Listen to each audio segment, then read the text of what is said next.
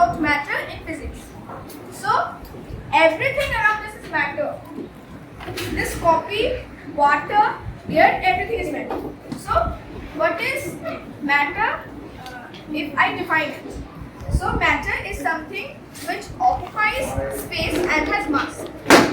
Mass is the amount of matter in something, in an object. So this copy, air, hydrogen, nitrogen, steel, copper, everything is matter. Everything in the world is made up of matter. Now I will tell you the composition of matter. So matter is made of molecules, which are further made up of atoms. Now I will tell you the characteristics of particles of matter.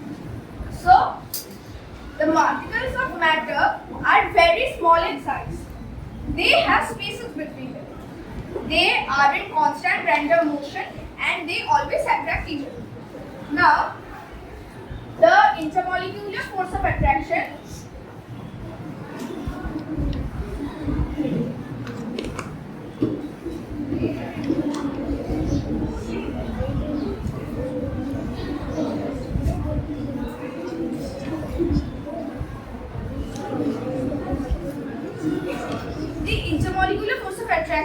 is the force that holds the molecules together, and the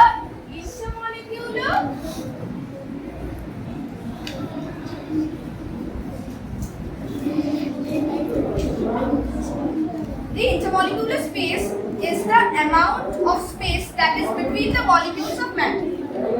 There are three criteria that determine the state of matter. So they are intermolecular force of attraction, intermolecular space, and the movement of molecules. Now, there are three states of matter. They are solids, liquids, and gases. Solids have a very high intermolecular force of attraction, and the intermolecular space is very less. The molecules can vibrate about their mean positions. In liquids, the intermolecular force of attraction is less than solids but more than gases.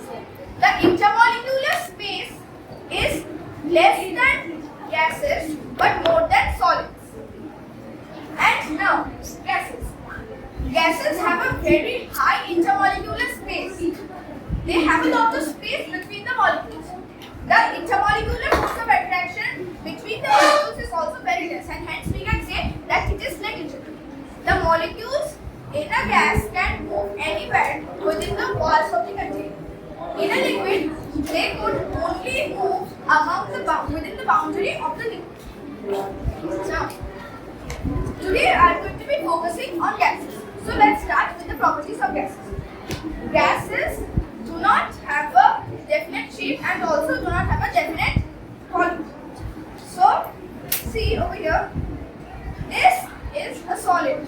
It has a definite volume and shape. This is a water bottle. Inside it is water, which is a liquid. So, you can see that it has a definite volume. It occupies a certain amount of space, but the shape of it is not fixed. The gases are highly compressible because the molecules are spread far apart. There is a lot of distance between the molecules of gases, and they can be compressed a lot. Think molecule A is here and molecule B is here. If we compress it, they can be compressed a lot. Now, gases can flow. Like liquids, they can also flow. We cannot flow solids because they are highly rigid, and liquids can flow because they are less rigid than solids. Gases can also flow, but the viscosity matters. So, if I move my hand in air and if I move my hand in water, when I move my hand in water, it will be more difficult because the viscosity in the water is more because of the intermolecular space is less and the intermolecular force of attraction is more. In gases are not rigid, like I said.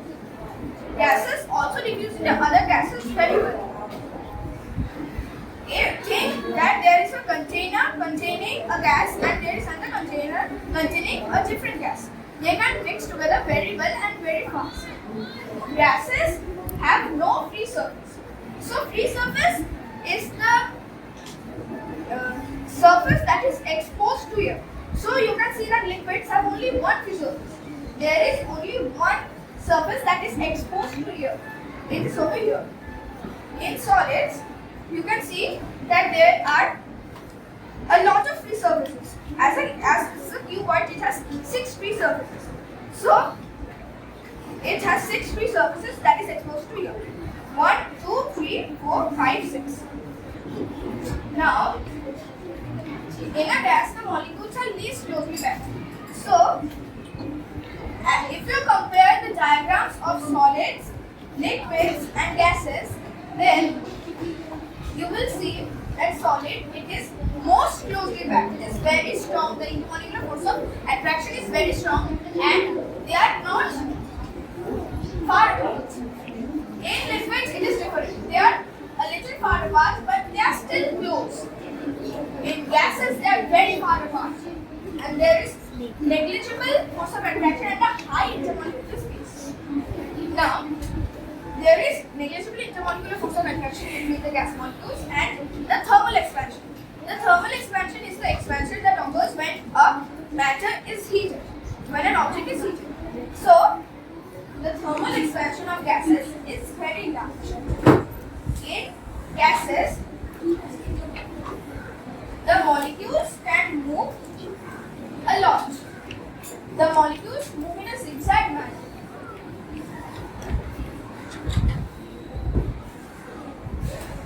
If a molecule is over here, they can move over here, then over here. They move in a random manner in a zigzag way. Then, they do not show the property of surface tension because they do not have any free surface.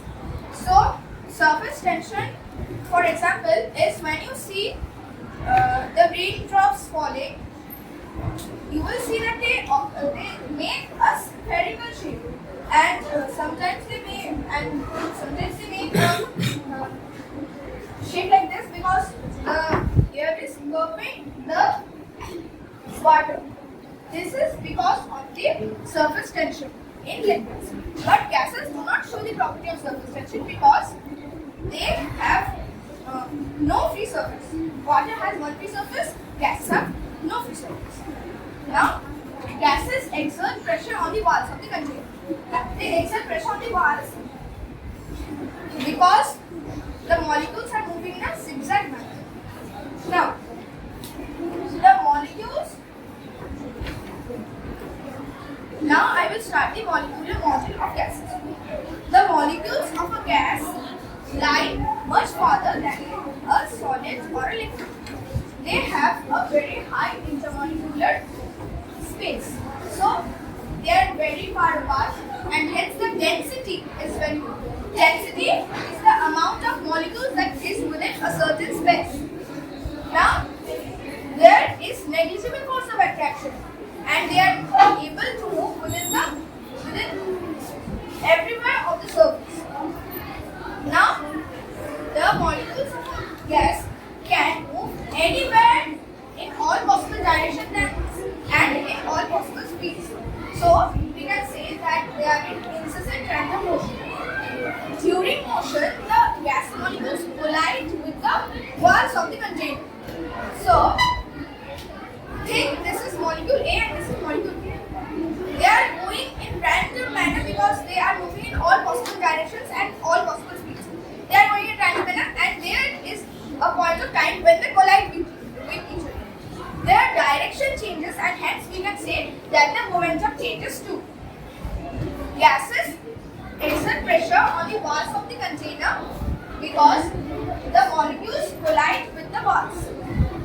Now, I have finished my explanation of gases and I will ask you if you have any questions. Otherwise, I am wrapping up with my explanation. I am extremely grateful to